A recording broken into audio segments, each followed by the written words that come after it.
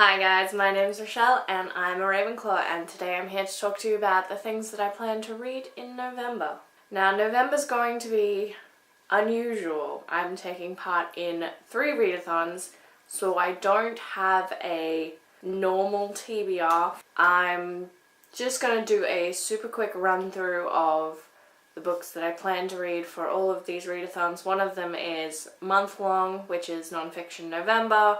One of them is a week, which is ContemporaryAthon, and one of them is Tome Topple round 5, which is 2 weeks. So, we better get started. I have a lot to talk to you about today. So, Nonfiction November is a readathon that is currently run by Olive over at A Book Olive. I'll leave a link to her channel down below, along with Gemma from Nonfic Books. I'll also leave a link to her channel down below. I've kind of got a rough idea of what I want to read.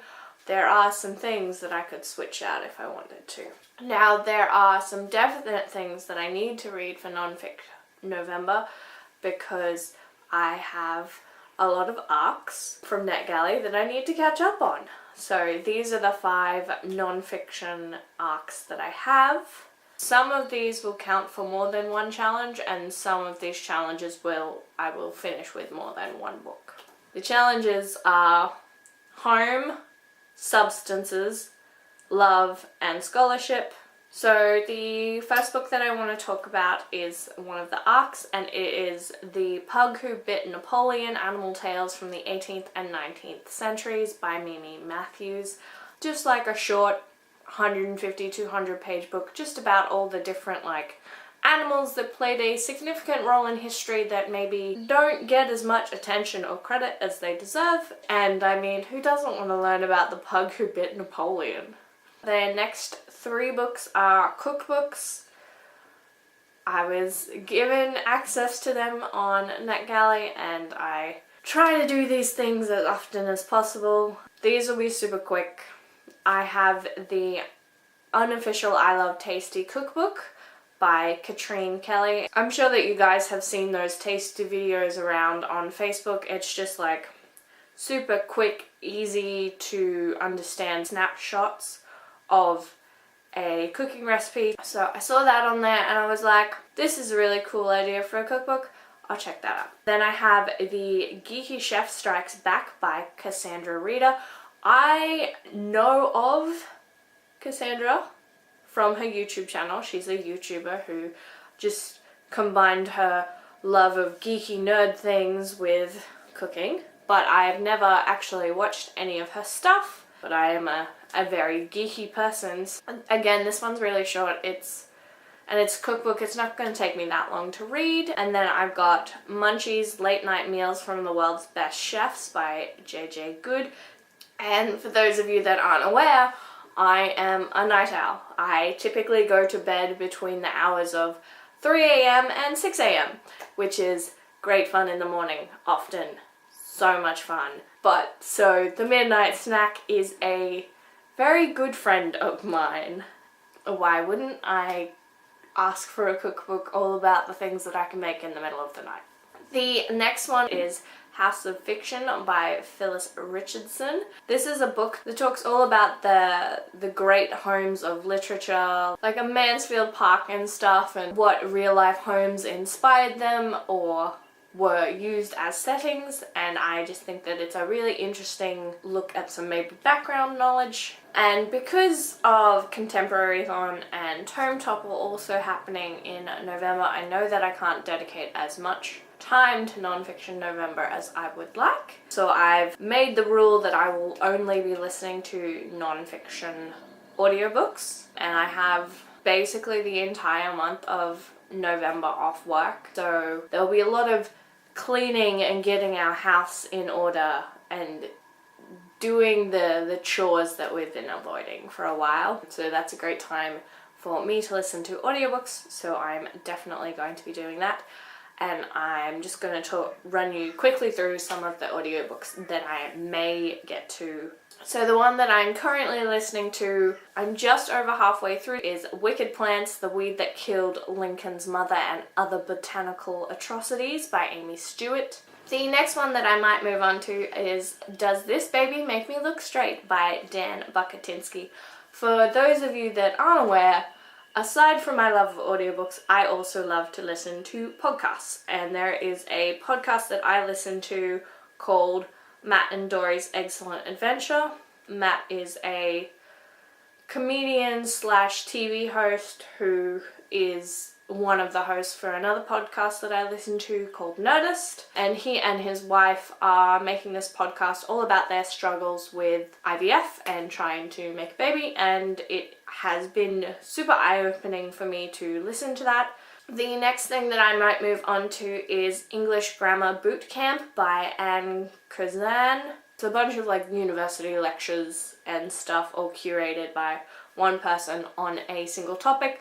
There's also one by, I think, Neil deGrasse Tyson called Our Great Universe that I also have that I might listen to. The next one that I might get to, The Opposite of Loneliness, is by Marina Keegan. Marina Keegan wrote a bunch of stuff, essays and short stories during her time at university, and shortly after or shortly before she graduated, she was killed in a car accident. So her family has collected all these works and published them. The next one I am very much hoping to get to in November, which is The Man Who Mistook His Wife for a Hat by Oliver Sacks. For those of you that don't know, I love psychology. It's one of the things that I enjoy learning about the most, and this also just happened to be recommended by Patrick Rothfuss, who is my favourite author, a couple of days ago on Goodreads. He gave it 5 stars. And the next thing that I might pick up is What the F? What Swearing Reveals About Our Language, Our Brains and Ourselves by Benjamin K. Bergen.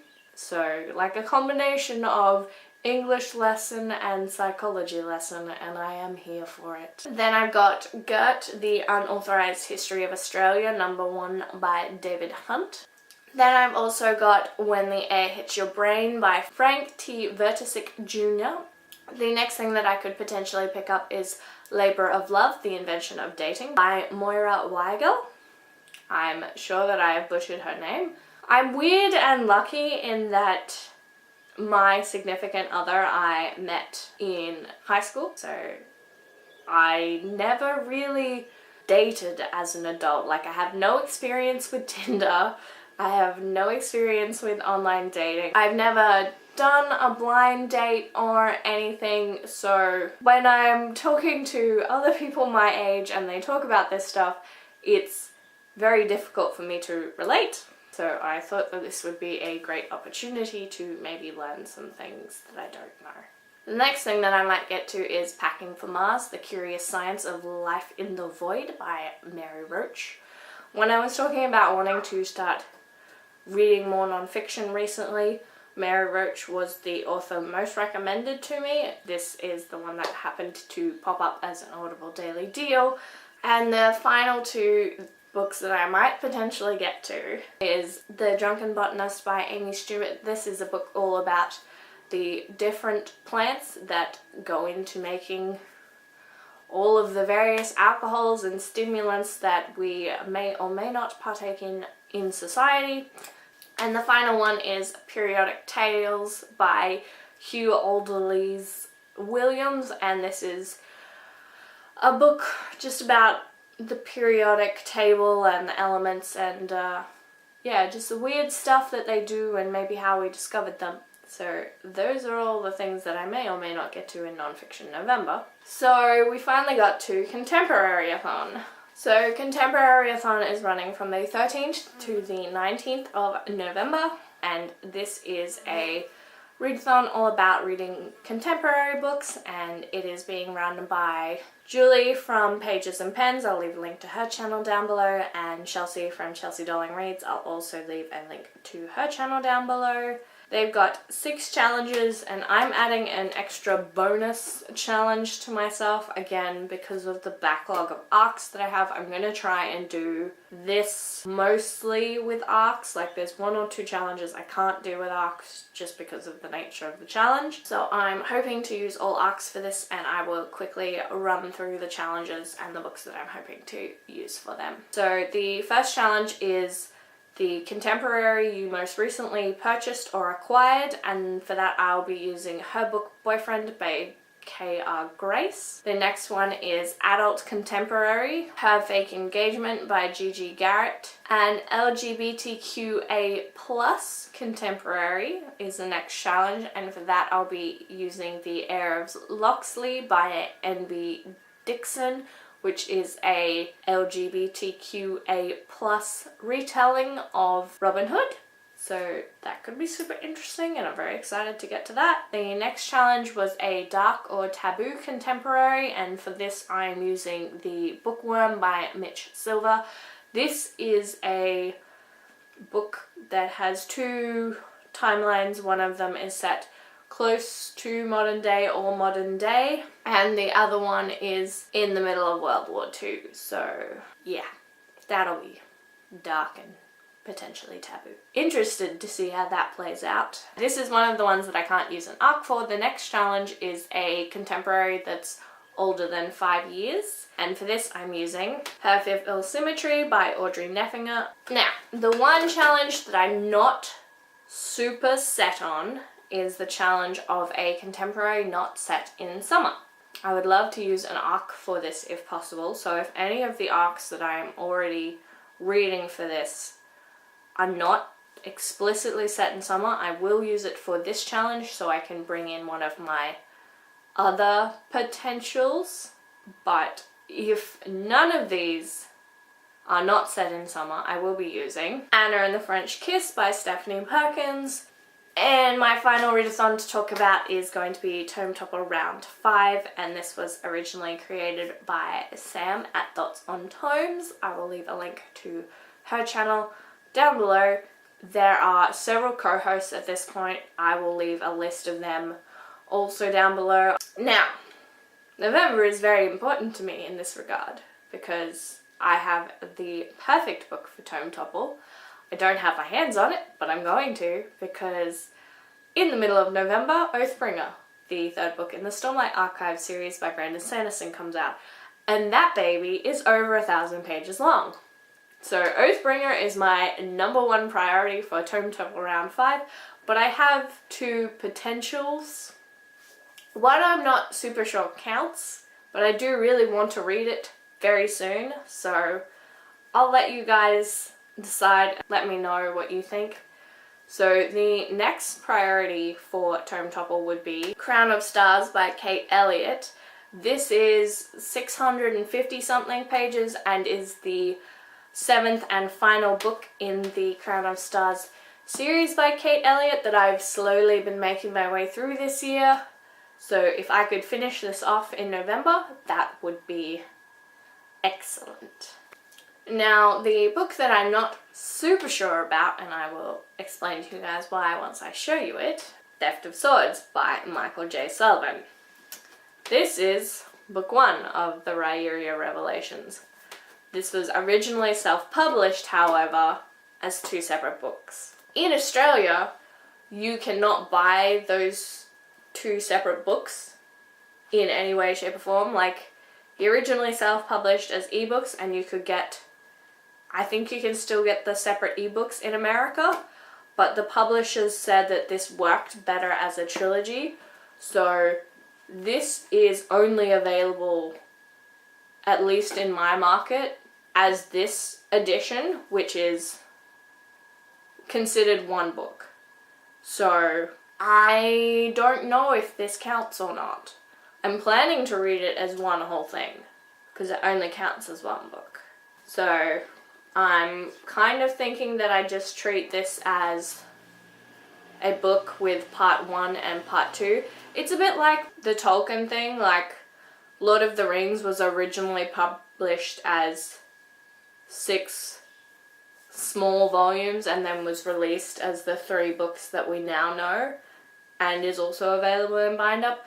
So if any of the hosts are watching this, if you could give me a verdict on whether this counts or not, I'll probably still read it during Tome Topple. I just don't know whether this counts, because I can't get it any other way, and I'm planning to read it as 1 book. Like, it's literally billed as number 1. Like, it's not 1 and 2, it's just 1. I don't know. I don't know what's gonna happen here, but hopefully I can get to this, because I've been wanting to read this all year. If you guys have read or have any thoughts on any of the books that I talked about, please leave me comments down below. If you want to weigh in on this theft of swords debate, please let me know what you think. Does it count for Tome Topple? Does it not count for Tome Topple? Like, also, if you know that any of the books that I'm reading for ContemporaryAthon are not explicitly set in summer and can let me know, I'd appreciate that. If any of you guys are interested in me doing a video all about the arcs that I haven't gotten to yet, shame me into finally getting around to reading some of those. Some of these I've had since 2015. Like, I need to read some of these. I'm gonna let you guys go. I'm sure that you have heard enough of my voice and seen enough of my face for today. Anyway, I hope you guys are having a magical day. Bye!